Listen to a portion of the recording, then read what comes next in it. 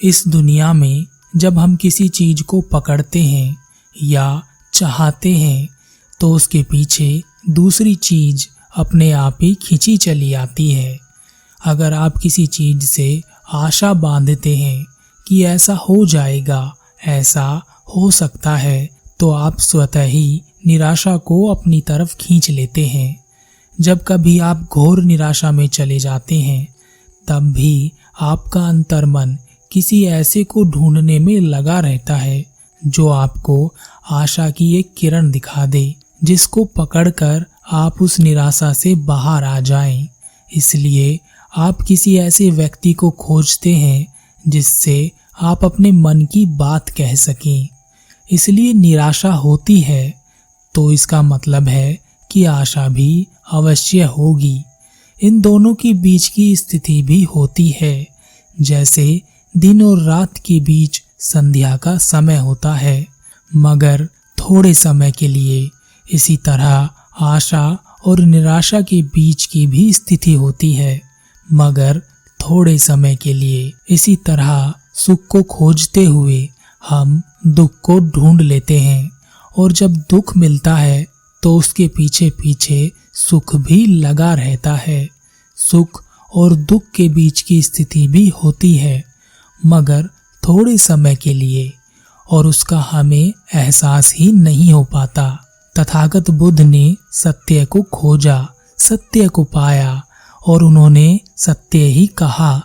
जो ज्ञान उन्हें प्राप्त हुआ वही उन्होंने कहा, लेकिन फिर भी वह ज्ञान, वह सत्य हमें वैसा नहीं मिला जैसा उन्होंने कहा, क्योंकि बाहर से जो भी चीज हमें मिलती है वह हम तक आकर हमारे आकार प्रकार में ढल जाती है, कभी कभी विकृत भी हो जाती है। इसका मतलब यह नहीं है कि वह ज्ञान सत्य नहीं है या वह गलत है। हम ही गलत हो जाते हैं। अपने स्वार्थ अनुसार हम उस ज्ञान का उपयोग कर लेते हैं। एक कहानी है, एक नगर में एक गुरु अपना प्रवचन दे रहे थे। उस प्रवचन में एक हत्यारा भी बैठा हुआ था। उस हत्यारे से वहां का राजा भी डरता था। उसने सैकड़ों हत्याएं की थी, लेकिन उसे कोई पहचानता नहीं था।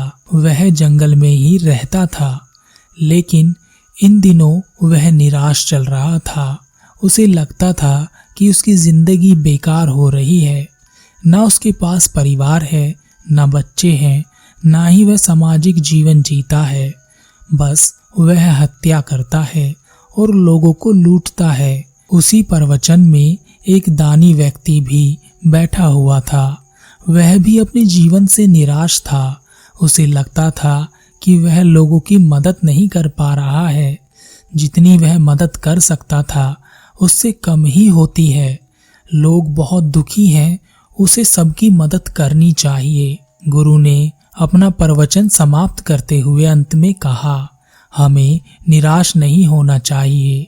निराशा हमें मार्ग में आगे बढ़ने से रोक लेती है, और एक बार जब हम रुक जाते हैं तो पीछे की गई सारी मेहनत व्यर्थ हो जाती है।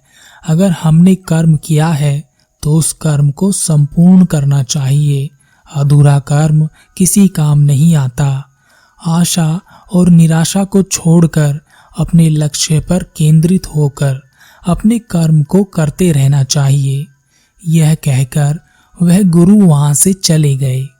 गुरु की यह बात सुनकर हत्यारे के मन को बड़ी शांति मिली।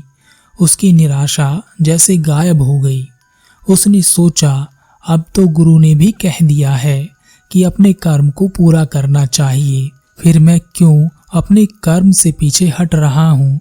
आखिर मैं एक हत्यारा ही तो हूँ, और यही मेरा कर्म है कि मैं हत्याएं करूं। लोगों में मेरा डर होना चाहिए, राजा में मेरा डर होना चाहिए। मैं बेकार ही अपराध बोध से भर रहा था, निराश हो रहा था। धन्य हो गुरुदेव जिन्होंने मुझे राह दिखाई। उधर दूसरा दानी व्यक्ति सोच रहा था कि गुरुदेव सच कहते हैं, मुझे निराश नहीं होना चाहिए। मैं लोगों की और अधिक मदद करूंगा। मैं अपने आप को संपूर्ण रूप से लोगों की मदद के लिए समर्पित कर दूंगा। यही मेरा कर्म है और मैं इसे पूरा करूंगा। एक दिन वह दानी व्यक्ति जंगल के मार्ग से कहीं जा रहा था। रास्ते में उस हत्यारे व्यक्ति ने उसे रोक लिया। दानी व्यक्ति बड़े ही फटे पुराने हाल में लग रहा था। उसे देखकर हत्यारे ने कहा, ऐसा लगता है कि तेरे पास कुछ नहीं मिलेगा, लेकिन फिर भी क्या तू मुझे कुछ दे सकता है? दानी व्यक्ति ने कहा, इस समय तो मैं तुम्हें अपना जीवन ही दे सकता हूँ। अगर तुम चाहो और तुम्हें जरूरत हो तो तुम ले सकते हो। हत्यारे ने कहा, तुम्हारी जान लेने के लिए मुझे तुमसे पूछने की आवश्यकता नहीं है। वह तो मुझे चाहिए ही। शायद तुम मुझे पहचान नहीं रहे हो। मैं वही हत्यारा हूँ जिससे राजा भी डरता है।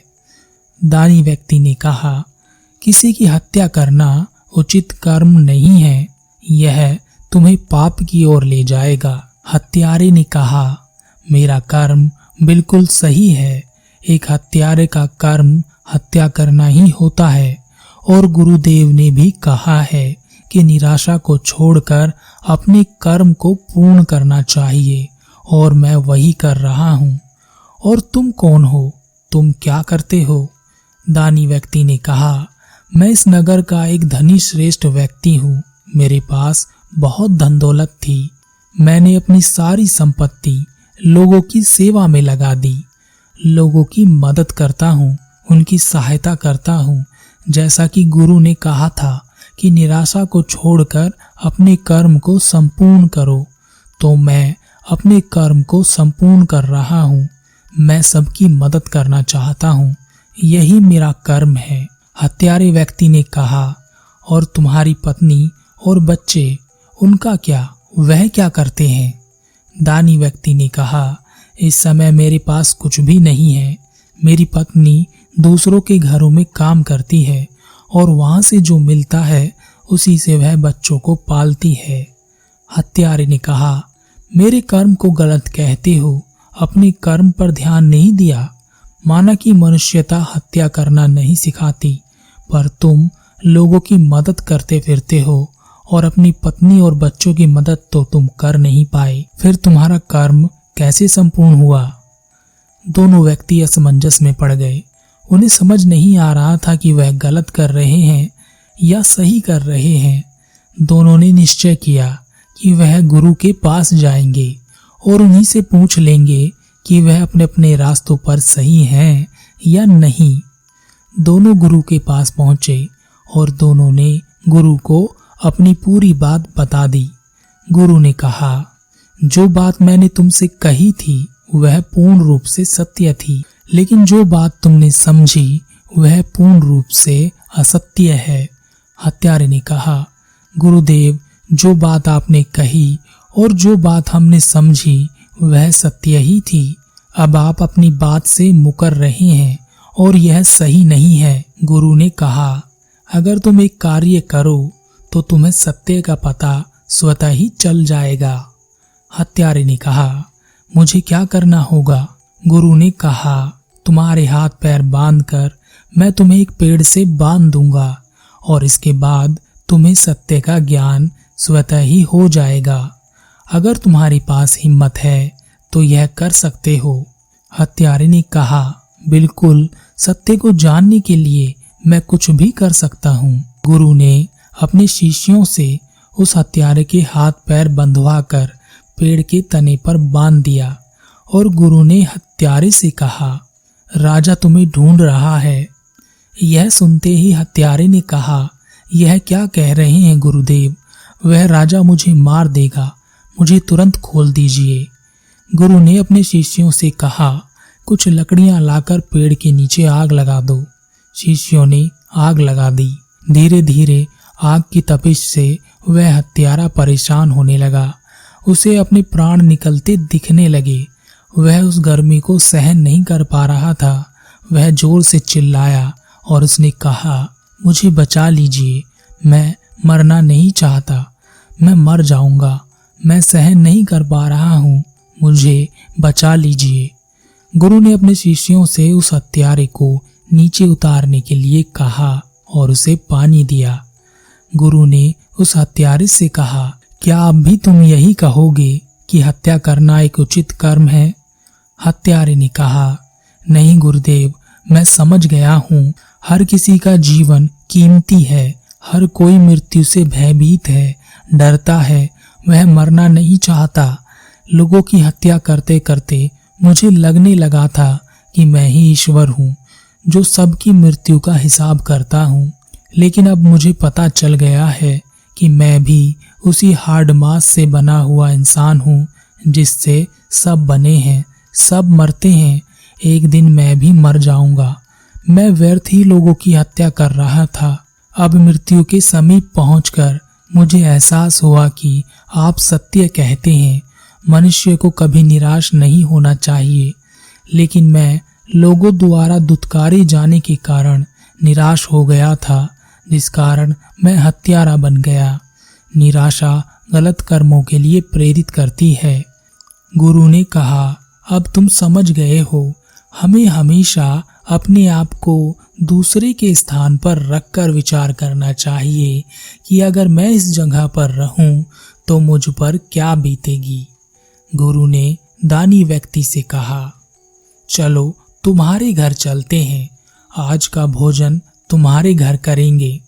दानी व्यक्ति गुरु को अपने घर ले गया और अपनी पत्नी से कहा, कुछ भोजन बना दो, गुरुदेव को परोसना है। पत्नी ने कहा, घर में कुछ भी नहीं है, चावल के 3 दाने पड़े हैं, कहो तो वही उबाल कर परोस दूं। दानी व्यक्ति ने कहा, कहीं से ले आओ, थोड़ा बहुत जो भी मिल जाए।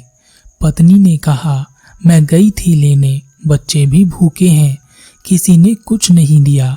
दानी व्यक्ति ने कहा, ऐसा कैसे हो सकता है? लोग मेरा बहुत सम्मान करते हैं, वह कुछ न कुछ अवश्य दे देंगे, मैं जाकर लाता हूँ। वह दानी व्यक्ति कुछ भोजन लेने के लिए गया, लेकिन उसे कुछ नहीं मिला, किसी ने कुछ भी नहीं दिया, वह खाली हाथ चला आया। तब पत्नी ने वही 3 चावल के दाने उबाल कर गुरु के समक्ष रख दिए। गुरु ने कहा, इन 3 चावल के दानों से मेरा पेट नहीं भरने वाला, मेरा क्या किसी का भी नहीं भरेगा। तब गुरु ने अपनी झोली से रोटियां और सब्जी निकाली और उस दानी व्यक्ति के बच्चों को खाने के लिए दे दी और उस थाली से 3 चावल के दाने भी खा लिए। गुरु ने उस दानी व्यक्ति से कहा, दान उतना ही देना चाहिए जिससे कि तुम सबल रहो। जब तुम सबल रहोगे, शक्तिशाली और धनवान रहोगे, तभी तुम लोगों की मदद कर सकोगे। अभी देखो अपने आप को, कितने निर्बल हो गए हो। तुम लोगों की मदद तो क्या करोगे, अपने बच्चों के लिए भोजन की व्यवस्था भी नहीं कर पा रहे हो। क्या ऐसा ही करने के लिए मैंने तुमसे कहा था? दानी व्यक्ति गुरु के चरणों में गिर गया और उसने कहा, नहीं, आपने ऐसा नहीं कहा था। मैं बहुत निराश था। पहले लोग मुझे दानी कहते थे। मुझे लोगों की मदद करने में उतना आनंद नहीं आता था जितना अपने आप को दानी कहलाने में आता था। लेकिन कुछ समय से लोग एक दूसरे व्यक्ति को महादानी कह रहे थे। मुझे उस व्यक्ति को नीचा दिखाना था, इसलिए मैंने अपना सब कुछ दान कर दिया। जिन लोगों ने मुझे यह कार्य करने के लिए प्रेरित किया, अब वही लोग मुझे महामूर्ख कह रहे हैं। गुरु ने कहा, जब भी तुम अपने अहंकार की पूर्ति करना चाहोगे, यह अहंकार और विराट होता जाएगा और बड़ा होता जाएगा, और यह तब तक बड़ा होता रहेगा जब तक कि तुम टूटकर बिखर नहीं जाते। गुरु ने अपनी झोली से कुछ सोने के सिक्के निकालकर उस व्यक्ति के हाथ पर रख दिए और कहा, एक धनी व्यक्ति ने मुझे यह भेंट किए थे, इन्हें तुम रख लो और आशा को बांधकर फिर से अपने आप को इतना सबल करो कि तुम लोगों की मदद कर सको। और याद रहे, मदद और दान निस्वार्थ भाव से होनी चाहिए। लोग तुम्हें दानवीर कहें या ना कहें, तुम पर इसका कोई फर्क नहीं पड़ना चाहिए। हम सबके जीवन में सभी तरह की सभी चीजें आती हैं। सुख और दुख, आशा और निराशा, प्रेम और नफरत, ऐसा कुछ भी नहीं है जो लंबे समय तक टिका रहे। एक के बाद एक चीजें घूमती रहती हैं। फिर भी यह जानते हुए हम निराशा के एक ऐसे भंवर में फंस जाते हैं जहां हमें लगता है कि अब कोई रास्ता नहीं बचा, अब कुछ नहीं बचा, जबकि उस निराशा के पीछे सब कुछ खड़ा रहता है। वह सब कुछ जो हमें चाहिए सब उसी के पीछे होता है। बस हमें उस निराशा के जाने का इंतजार करना चाहिए और अपना कर्म सही प्रकार से पहचान कर सही कर्म करना चाहिए।